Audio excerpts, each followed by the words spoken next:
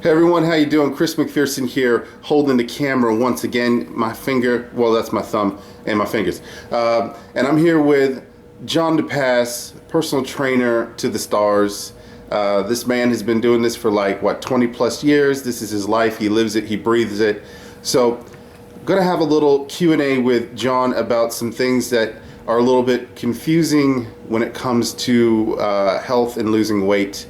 And primarily, will you get fat by eating fat? So if you want to lose weight, should we cut out all the fat to lose weight? Because if we eat fat, we're going to get fat, right?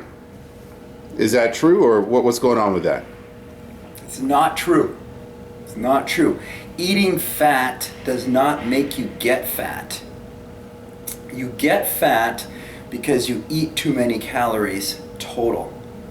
So, every gram of protein you eat yields calories. Every gram of carbohydrate you eat gives your body calories. Every gram of fat you eat gives your body calories as well. The problem is that fat gives you 9 calories per gram. And that's why people think they want to try and eliminate the fat as much as they can, because if they eliminate their fat, they'll of course eat less calories.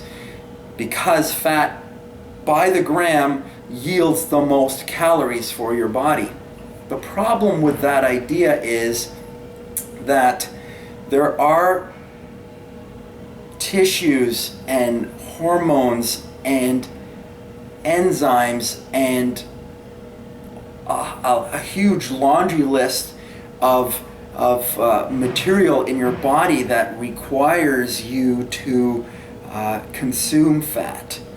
So eliminating your fat is not a sensible way to try and lose weight. The other problem is that fats tend to make us feel full longer. So if you want to feel satisfied at all, eating fat is what I would say a good idea. The thing is that there are different types of fat. Now, saturated fat has always got a bad rap. However, saturated fat is essential for the building of many of our key metabolic hormones. So, wait a second. So you're saying we need to eat saturated fats?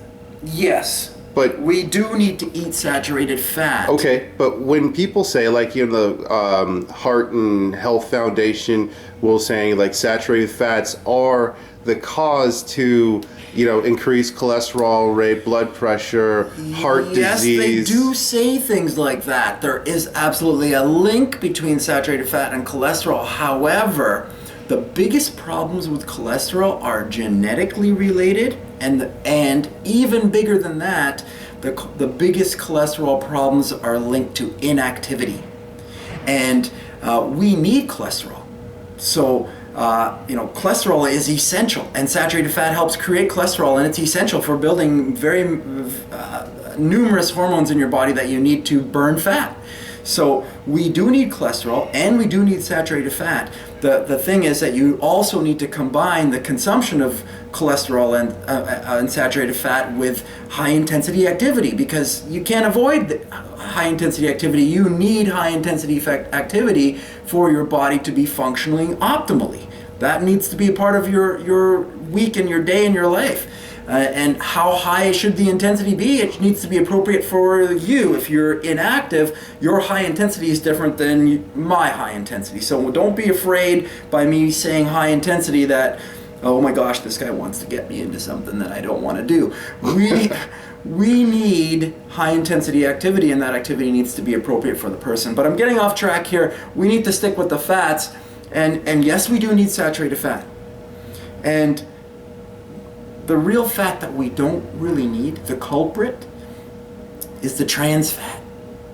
Chris, we need to stay away from the trans fat. That's the partially hydrogenated oils.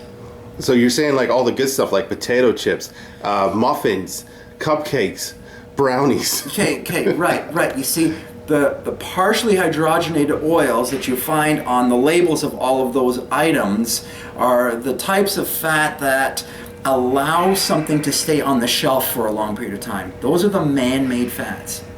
So those type of fats increase shelf life of something. But you can already understand that if it can stay on the shelf for a long period of time, that it's not natural. It's processed, and it's not appropriate for your body, and it will wreak havoc in the creation of cells and the construction of many of the body materials that you need to be functioning optimally. So we got to get the trans fats out. So potato chips and muffins and all the stuff you're talking about, all that processed stuff, it doesn't mean that you can't ever have it, but you can't have it on your day-to-day. You can have that stuff on Saturday. Okay. Okay? Now, back to eating fat. Should I eat fat? Yes, you've got to eat fat. But you know what you need to eat? You need to eat essential fat. You need to eat the good fat, omega-3, 6, and 9. Those are the essential fats. Your body can't produce those, so you've got to consume them. Now, omega-3 in particular is the one that's least predominant in our diet, least occurring in our diet, North American diet, and it's the one that reduces inflammation in the body, and inflammation is an enormous problem in our bodies. So omega-3 is a hugely essential fat for you to consume on a day-to-day basis, especially if you want to reduce fat, especially if you're on a diet that is reducing your carbohydrate intake, because a lot of people are not eating bread and not eating potatoes and not eating rice and not eating sugars and even not eating fruits, which I'm not recommending you shouldn't eat fruits, but I'm saying a lot of people are doing that. What you got to do when you drop your carbohydrate intake down, when you're dropping your sugars down, you've got to raise your essential fats, particular omega-3. Fish oil in the liquid form, you've got to consume fish oil in the liquid form a lot every single day. You need to consume that a lot every single day. What are we talking about? Like, what kind of amount is it? Does your intake go by your body weight? Yes, it's definitely linked to your body weight and your activity and your total caloric consumption. So we can determine those things in a face-to-face meeting if we were to sit down and talk about your personal situation. But as a general rule, everyone needs to take, let's talk about, everyone, when I say, even if I'm talking about a little, size 0 woman, she needs to take at least a teaspoon or two a day, a tablespoon or two a day, if she's reducing her carbohydrate intake and trying to trigger her body to burn as much fat as possible. So the average person has got to be eating a couple of tablespoons of essential fat a day. And if you're dropping your calories extremely low and watching your sugars and keeping them extremely low, then you've got to eat more than that. Now, if you're talking about the capsules, because you say you've got the capsules, so you figure you've got that under control. One capsule, you'd have to have 13 capsules to put that into a tablespoon of essential oil. So you'd have to be eating, we're talking 20 plus capsules a day if you're on a low carbohydrate diet and you're trying to burn fat as quickly as possible. You need to eat fat if you want to get lean. Wow. So let me recap this. Eating fat will not make us fat. No. And we need 2 of the fats. We need the essential omega 6s and 3s, right? 3, 6, and 9, yes. 3, 6, and 9. We can get that from fish. I think we can get it from flax, right? Flaxseed as well? Absolutely, flax. There's some other sources there too, right? Nuts and seeds, almonds. Okay. And almonds are the best. Almonds are the best, but cashews and walnuts are good. Okay. If you got a peanut or a nut allergy like me, you're probably going to stick just with the fish oil. Yes. And saturated fats are getting a bad rap. We need our saturated fats. Also. Okay, so eating a steak with a little bit of fat on it, no problem. You could trim the fat. You're going to get the saturated fats in the steak, even if you trim the fat. There's still fat in that steak. So I would trim off the visible fat, but I would eat the steak once a week.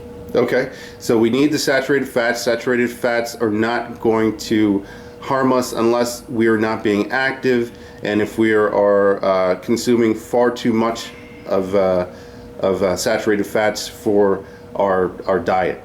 Right, and that needs to be assessed and determined in an individual basis. Okay, so you heard it right here. If you want to get your testosterone production up, growth hormone. growth hormone. You have to consume saturated fats. If you cut these fats out of your diet, you will hurt your hormone production. And then your body's not functioning optimally. And what we're talking about is optimal body functioning, because we want to be thinking, feeling, and acting at our best, because it's our thoughts, our words, and our actions in the right place that gets us to where we want to go. And the moral of this story, kids, eat some fat. All right, we out.